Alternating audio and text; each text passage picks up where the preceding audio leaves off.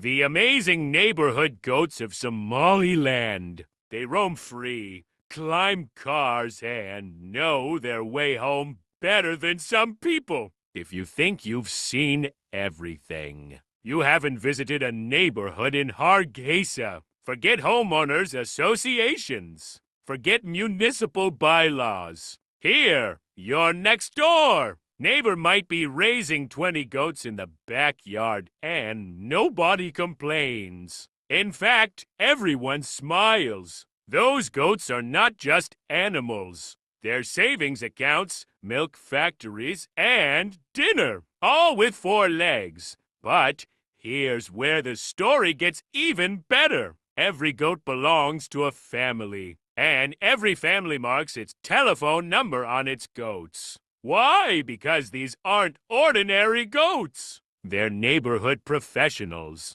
Every morning, they clock in for work.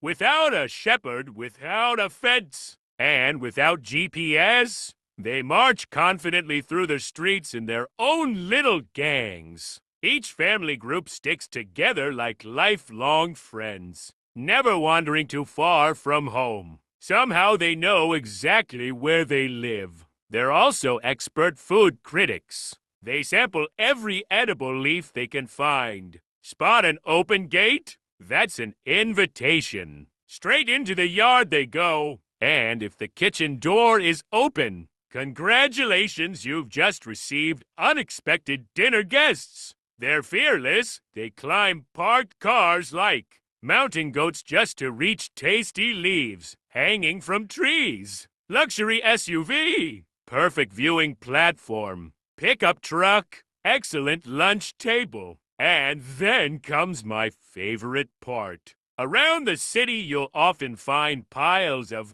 discarded cod leaves, the famous stimulant that keeps people talking for hours. Naturally, the goats consider it an all-you-can-eat buffet. Now, I can't prove they actually get high, but when I see them jumping around, chasing each other, holding what looks suspiciously like goat committee meetings, and performing acrobatic stunts no sensible village goat would ever attempt, I begin to wonder, maybe those goats know something the rest of us don't. As the sun begins to set, the streets slowly empty. Then comes the final act. Young boys and girls head out into the neighborhood, calling for their family's goats. Amazingly, each group recognizes the familiar voice, leaves its friends behind, and calmly follows its young owner back home.